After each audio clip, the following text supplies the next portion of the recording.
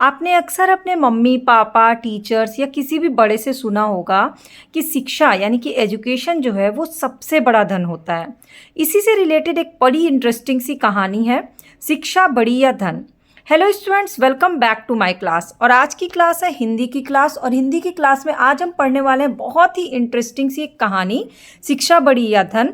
और साथ ही साथ इस कहानी से क्या क्या क्वेश्चंस एग्जाम में, किसी भी एंट्रेंस एग्जाम में, एडमिशन टेस्ट में या स्कूल के फाइनल एग्जाम या एग्जाम्स में कैसे पूछे जाते हैं किसी भी चैप्टर से, वो भी मैं आपको बताऊंगी। तो पूरी कहानी को बड़े ध्यान से सुनिएगा। तो चलिए शुरू करते हैं। तो सबसे पहले जो ऊपर ये जो 3 लाइन लिखी होती है ना, ये चैप्टर का बहुत इंपॉर्टेंट हिस्सा होता है और मैक्सिमम जो इंपॉर्टेंट क्वेश्चंस पूछे जाते हैं वो इन्हीं 3 लाइनों से आते हैं। तो इस पार्ट में बताया गया है कि मनुष्य रुपए पैसे से धनवान नहीं बनता। नॉर्मली हम लोग सोचते हैं कि जिसके पास ज़्यादा पैसा है वो धनवान है, उसका असली धन है उसकी शिक्षा। धन दौलत तो खत्म हो सकती है किंतु शिक्षा सदैव पास रहती है। जैसे कि अगर आप पढ़े लिखे और आप किसी को क ख ग घ या जो भी चीज़ें हैं वो पढ़ाते हैं तो इससे आपका पढ़ाई जो है वो कम नहीं हो जाएगा। लेकिन अगर आपके पास पैसे और कहीं से सामान खरीदते हैं, किसी को देते हैं, तो आपके पैसे ज़रूर खर्च हो जाते हैं, यानी कि पैसा जो है वो ख़त्म हो जाता है, पर जो आप पढ़ाई लिखाई है आपकी वो हमेशा आपके साथ रहती है, किसी को देने से वो कम नहीं होती है।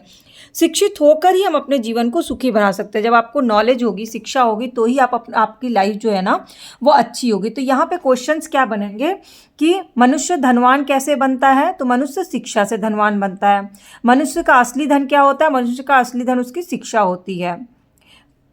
इसके बाद है हम अपने जीवन को सुखी कैसे बना सकते हैं, हम अपने जीवन को सुखी शिक्षित होकर बना सकते हैं। ये 3 क्वेश्चन इससे पूछे जा सकते हैं। और चौथा कि इस पाठ से हमें क्या शिक्षा मिलती है, तो इस पाठ से हमें शिक्षा मिलती है कि मनुष्य रुपये पैसे से धनवान नहीं बनता, बल्कि शिक्षा ही उसका असली धन है। शिक्षा हमेशा हमारे पास रहती है और शिक्षा ही हमारे जीवन को सुखी बनाती है। ये इस कहानी से हमें सीख मिलेगी। चलिए तो अब कहानी भी शुरू करते हैं। बहुत ही अच्छी सी कहानी है। एक राजा थे, उन्हें पशु पक्षियों से बहुत प्यार था। वे पशु पक्षियों से मिलने के लिए वन जाते थे। हमेशा की तरह एक दिन राजा पशु पक्षियों को देखने वन में गए और अचानक आसमान में बादल छा गए और तेज तेज बारिश होने लगी। बारिश होने के कारण उन्हें ठीक से कुछ दिखाई नहीं दे रहा था। राजा रास्ता भटक गए। रास्ता ढूंढते ढूंढते किसी तरह राजा जंगल के किनारे पहुंचे। भूख प्यास और थकान से बेचैन राजा एक बड़े वृक्ष के नीचे बैठ गए। यहाँ क्वेश्चन है, राजा को किससे प्यार था? राजा को पशु पक्षियों से प्यार था। पशु पक्षियों से मिलने वो कहाँ जाते थे? वो वन में जाते थे। वन में वो कैसे भटक गए? तो आसमान में बादल छाने और तेज बारिश होने के कारण राजा वन में भटक गए। वन में भटकते हुए राजा कहाँ पहुंचे? राजा जंगल के किनारे पहुंचे। तभी राजा को उधर से आते हुए 3 बालक दिखाई दिए। राजा ने उन्हें प्यार से अपने पास बुलाया। बच्चों, यहाँ आओ, मेरी बात सुनो। तीनों बालक हंसते खेलते राजा के पास आके बोले, बोलिए आपको हमसे क्या काम है? तो यहाँ पे क्वेश्चन क्या बना कि जंगल में जब रास्ता भटक गए राजा, तो उनको कौन मिला? उन्हें कौन दिखाई दिया? उन्हें 3 बालक दिखाई दिए। इसके बाद आगे राजा ने कहा, मुझे बहुत भूख और प्यास लगी है, क्या मुझे भोजन और पानी मिल सकता है? तो यहाँ पे क्वेश्चन बनेगा कि राजा ने तीनों बालकों से क्या कहा? तो राजा ने तीनों बालकों से कहा कि उन्हें भूख और प्यास लगी है और क्या उन्हें भोजन पानी मिल सकता है? बालक बोले, पास ही में हमारा घर है, अभी जाकर आपके लिए भोजन और पानी लेकर आते हैं, आप बस थोड़ा सा इंतजार कीजिए। तीनों बालक दौड़ के गए और राजा के लिए भोजन और पानी ले आए। तो तीनों बालकों ने क्या किया?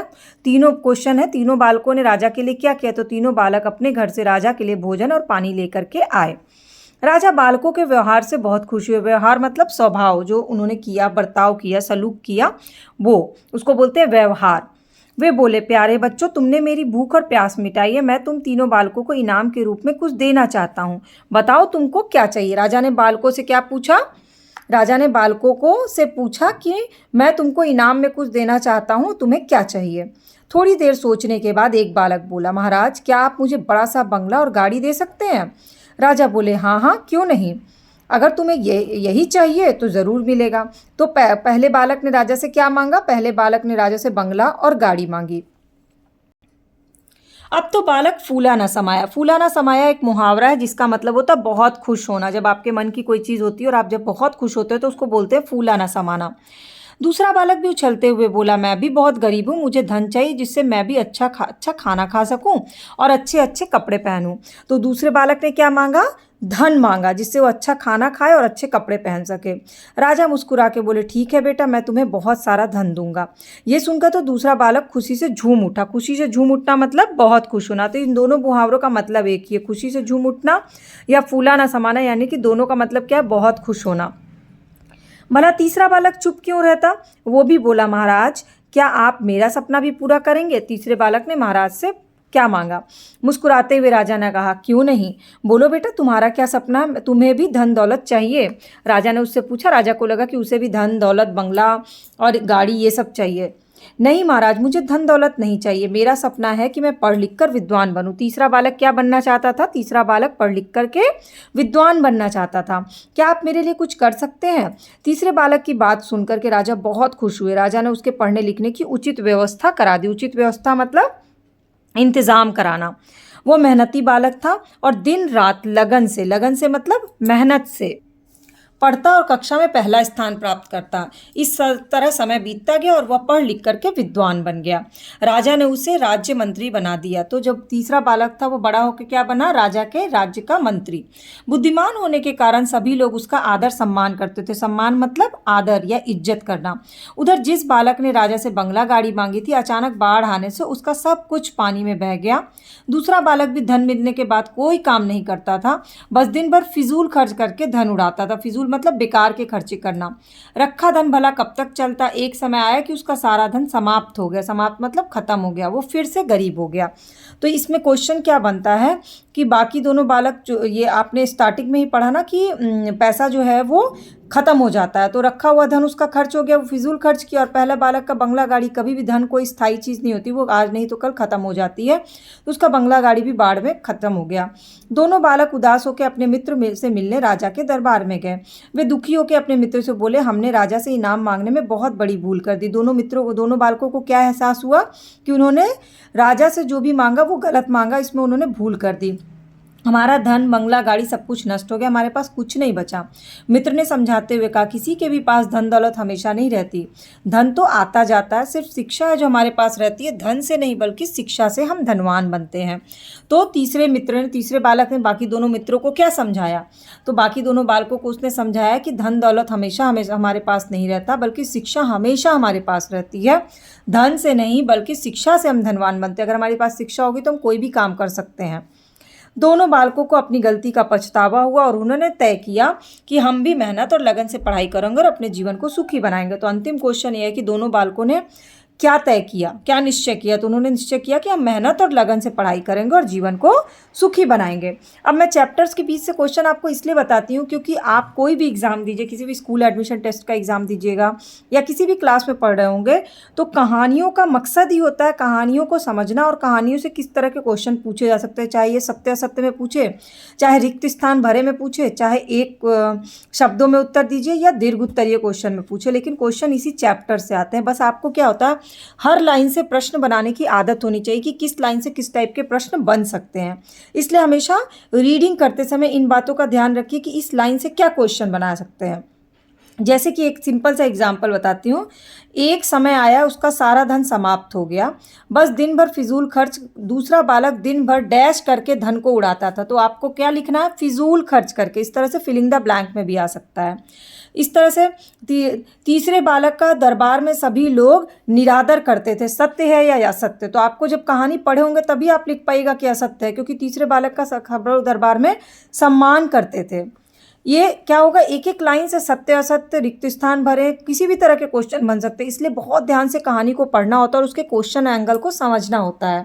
अब कुछ बच्चे होते हैं ना, वो चैप्टर के लास्ट में जो क्वेश्चंस होते हैं बस उतना ही रट के एग्जाम देने चले जाते हैं, जबकि एग्जाम में चैप्टर्स के बीच से क्वेश्चन पूछे जाते हैं। तो इसलिए मैंने आपको चैप्टर के बीच से क्वेश्चन पहले ही बता दिया। अब चैप्टर के लास्ट में जो क्वेश्चन है वो बता देती हूँ। राजा वन में क्यों जाते थे? राजा वन में पशु पक्षियों से मिलने जाते थे। राजा ने कितने बच्चों को आते देखा? राजा ने 3 बच्चों को आते देखा। पहले बच्चे ने राजा से क्या मांगा? पहले बच्चे ने राजा से मकान और बंगला और गाड़ी मांगी। दूसरे बच्चे ने राजा से धन क्यों मांगा? दूसरे बच्चे ने राजा से धन, अच्छा भोजन और अच्छे कपड़े के लिए मांगा। बाढ़ आने से क्या हुआ? बाढ़ आने से पहले बालक का सारा धन, सारा मकान और गाड़ी सब बह गया। राजा जंगल में रास्ता क्यों भटक गए? आसमान में बादल छाने और तेज बारिश होने के कारण राजा जंगल में रास्ता भटक गए। तीसरे बच्चे का क्या सपना था? तीसरे बच्चे का सपना पढ़ लिख करके विद्वान बनने का था। उसका सपना कैसे पूरा हुआ? उसका सपना राजा ने पूरी व्यवस्था करके पूरा किया। दूसरा बच्चा फिर से गरीब क्यों हो गया? दूसरे बच्चे ने धन की फिजूल खर्ची की, जिसके कारण उसका रखा हुआ धन खर्च हो गया और वह फिर से गरीब हो गया। तीसरे बच्चे ने अपने मित्रों को क्या समझाया?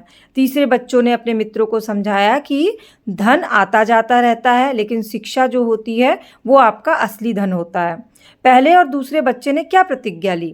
पहले और दूसरे बच्चे ने प्रतिज्ञा ली कि अब हम भी मेहनत से शिक्षा प्राप्त करेंगे या पढ़ाई करेंगे। राजा पशु पक्षियों से मिलने कहाँ जाते थे? जंगल में जाते थे। बच्चे राजा के लिए क्या लेकर के आए? भोजन और पानी लेकर के आए। मैं पढ़ लिख कर के क्या बनना चाहता हूँ? विद्वान बनना चाहता हूँ। किसी के पास हमेशा नहीं रहता, क्या चीज़ नहीं रहती? धन दौलत। जरूरी नहीं कि आपको ये ऑप्शन एग्जाम में दे, इसलिए आपकी तैयारी अच्छी होनी चाहिए। धन से नहीं बल्कि डैश से ही हम धनवान बनते हैं। किससे धनवान बनते हैं? शिक्षा से धनवान बनते हैं। देखिए, पाठ के लास्ट में खुद ही लिखा हुआ है कि पाठ को पढ़कर केवल रटना नहीं चाहिए, अपितु उस पाठ के संदेश को समझना चाहिए। तो इस पाठ में संदेश आपको क्या मिला कि शिक्षा हमारा सबसे बड़ा धन होता है। अगर हम शिक्षित हैं तो हम भविष्य में धन कमा सकते हैं और धन आता जाता रहता है। आपने इस कहानी से क्या सीखा ली, ये आपको बताना है। ठीक, तो पाठ में भी यही कहा जाता है। अब आपको इस कहानी में कोई भी और डाउट, क्वेरी, क्वेश्चन रह गया होगा तो आप मुझसे पूछ लीजिएगा, और बाकी की क्लासेस चैनल के प्लेलिस्ट पे उसको सब्सक्राइब करके फॉलो बटन को क्लिक कर लीजिए, ताकि सारी क्लासेस की अपडेट फ्री ऑफ कॉस्ट मिले। और जो भी क्लासेस देखनी हो subject wise, Hindi, English, math, science, SST, GK, drawing, सारी क्लासेस चैनल पर अवेलेबल है। आप चाहें तो जाके ज़रूर देखिए।